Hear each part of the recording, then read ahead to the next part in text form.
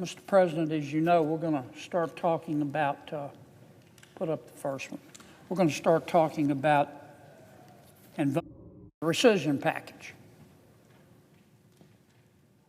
And I want to talk about that for a few minutes. As you know, Mr. President, under our Constitution, Congress passes a budget. We send that budget to the President of the United States, whomever that might be, and the President executes or implements our budget. Close that door for me, please. And the President implements that budget. On occasion, under federal statute, the President has the authority, after we have passed a budget in Congress, to look at the budget and say, you know, I don't need all this money to accomplish the goals that Congress established and instructed me to accomplish. And so the President can contact us and say, Congress, I would like you to rescind some of the spending in the budget that you sent to me. It's called a recision bill or a recision package. President Trump has sent us a recision bill or a recision package asking the United States Congress to cut the budget by roughly $9 billion. And that's what we're going to start voting on today. Now, $9 billion is a lot of money, except when you compare it to the overall federal budget. $9 billion, despite the fact that it's a bucket load of money, is 1/10 of 1% of the federal budget. 1/10 of 1% of the federal budget. It gives you an idea of how big the federal budget is. I think most people, most adults anyway, understand that in life, what you say doesn't really matter. What you say doesn't really matter. It's what you do that demonstrates what you believe. And that's certainly true in politics. And that's certainly true in Washington, D.C. Ignore what anybody in Washington, D.C. says. Ignore it. If you want to understand their behavior, look at their behavior. What in Washington, D.C., as in life, what you do is what you believe, not what you say. What you do is what you believe, and everything else is just cottage cheese. Now, President Trump, whether you voted for him or not, whether you like him or not, ran on a platform of reducing the size of government. And the people elected him. And since day one, the President has been very hard, if you've paid attention to the news, he's been working very hard to reduce government spending. And he's reduced a lot. He started out with the DOGE program with Mr. Elon Musk. Mr. Musk, of course, has left. But the quest to reduce government spending, wasteful government spending, which I call spending porn, continues.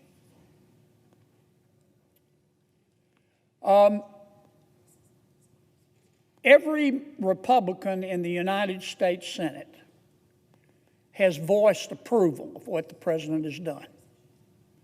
Every Republican, every one of my colleagues, myself included, has said to the President, attaboy, Mr. President, go get them. Keep issuing those executive orders. Reduce the spending. We're spending too much money. We've got a $37 trillion debt. Keep going, Mr. President. And the President has, but he's been doing it through executive order. There's only so much you can do through executive order. An executive order issued by a president expires when the president's no longer in office. The only way to permanently reduce spending is to have Congress act. And that's what the president's asking us to do in this rescission bill. What you do is what you believe, and everything else is just cottage cheese. The rescission package that the president has sent over is we're going to start considering it today. And after listening, in some cases for years, but certainly for the last 100+ days since President Trump's been in office, after listening to my Republican colleagues talk about the importance of reducing spending, it's gut check time. It is gut check time. Because what you do is what you believe, not what you say. And now my colleagues and I have an opportunity to really support the president. Now, I don't know if this bill is going to pass. I do not know if it's going to pass. I mean, I've heard a lot of wailing and gnashing of teeth and whining, and civilization's going to melt if we cut 0.1% of the budget, and that's coming from some of my Democratic colleagues. They're entitled to their point of view. But I want to put this in context. After all of us on my side of the aisle telling the world that we need to reduce spending, if we vote against this rescission package and refuse to reduce spending by 0.1% of the budget, we ought to hide our heads in a bag. We ought to hide our heads in a bag. Now, what kind of spending is the president asking us to reduce, to eliminate? That's important, because not all government spending is wasteful, but a lot of it is. That's why I call it spending porn. I'm going to read you some of the appropriations that the president is asking us to eliminate from the current budget. And you be the judge. Let the American people decide. The president is asking us to eliminate $5.1 million of taxpayer money in the American budget and the federal budget that is there to, quote, strengthen the resilience of queer global movements. The president is asking us to rescind $6 million for media organizations and civic life for Palestinians. The president, in light of our $37 trillion budget deficit, is asking us to reduce a program in the amount of $3.9 million for lesbian, gay, bisexual, transgender, queer, and intersex population in the Western Balkans. The president is suggesting that we eliminate a program, $1 million for voter ID programs in Haiti. This is your money, folks. The president is asking us to reduce the budget by $3 million, which is appropriated for, quote, sexual reproductive health in Venezuela. $3 million for circumcision, vasectomies, and condoms in Zambia. I didn't make this stuff up. It's in the budget. $3 million for Sesame Street in Iraq. $833,000 for transgender people, sex workers, and their clients in Nepal. $882,000 for social media mentorship in Serbia and Belarus. $3.6 million for pastry cooking classes, cyber cafes, and dance focus groups for male prostitutes in Haiti. How many Americans, Mr. President, do you think we should be spending their money to fund male prostitutes in Haiti? But there it is in our budget, bigger than Dallas, and the president is saying, cut it out.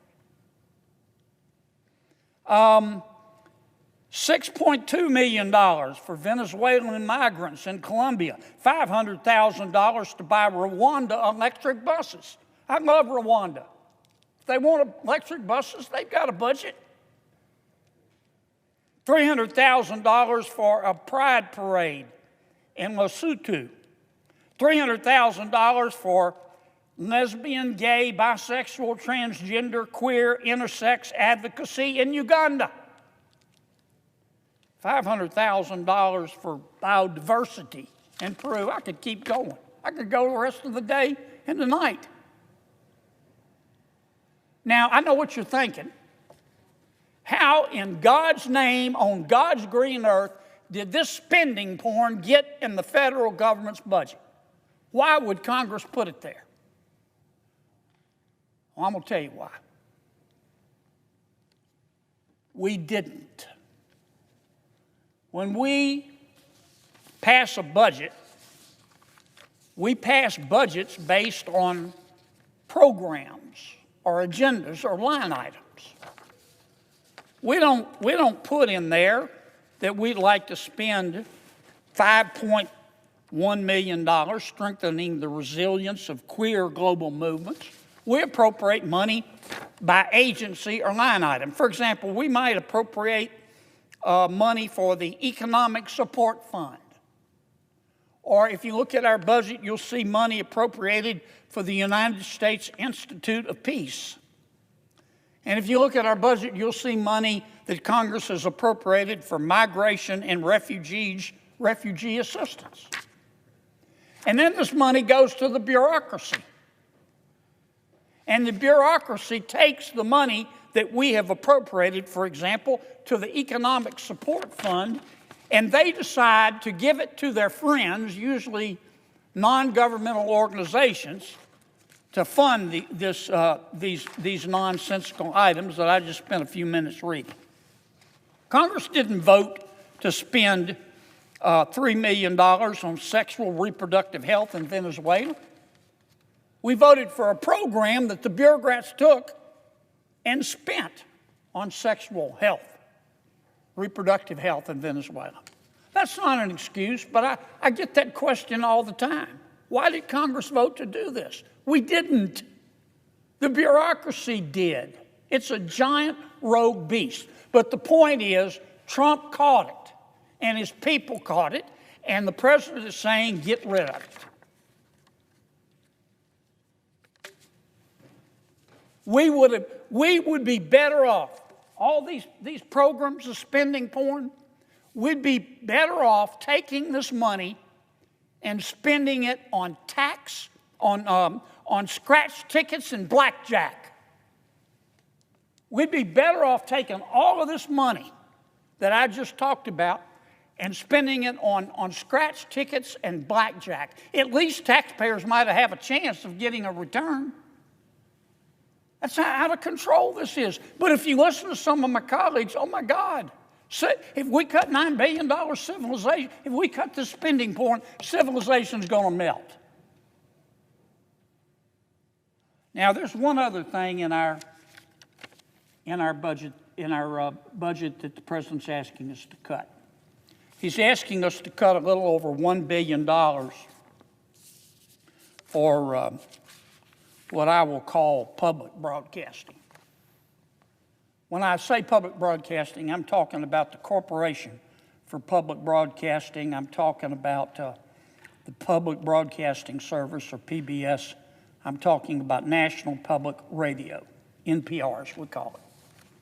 We spend anywhere from $500 to $600 million a year on public broadcasting. Why do we do that?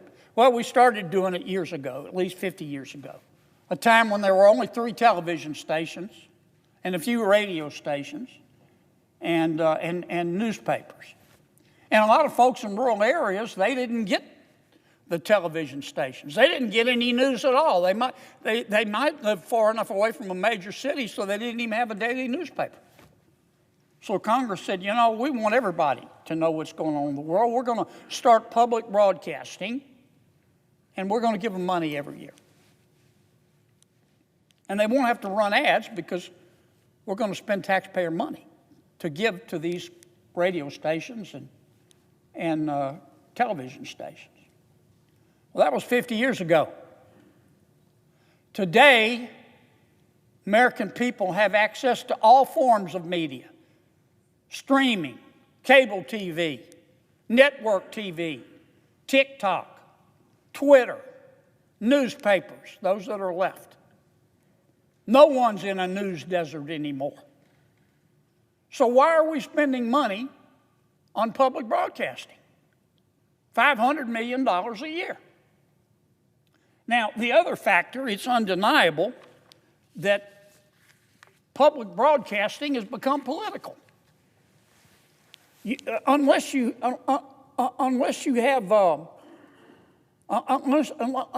been a huge disappointment to your parents, you understand, if you listen to public broadcasting, that it's representing today one political point of view.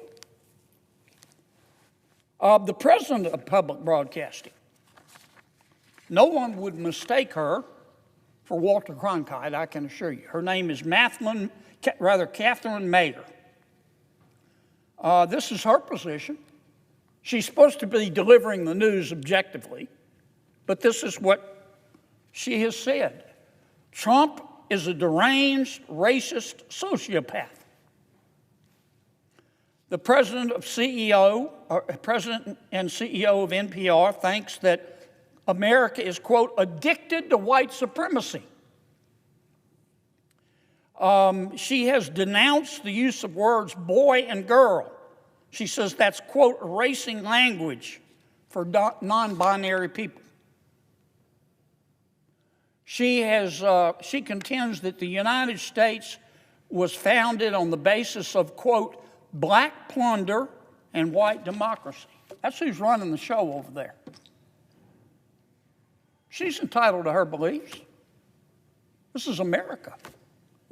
You're entitled to believe what you want. And NPR and PBS and the Corporation for Public Broadcasting are entitled to publish and broadcast what they publish, but not on the taxpayer's dime.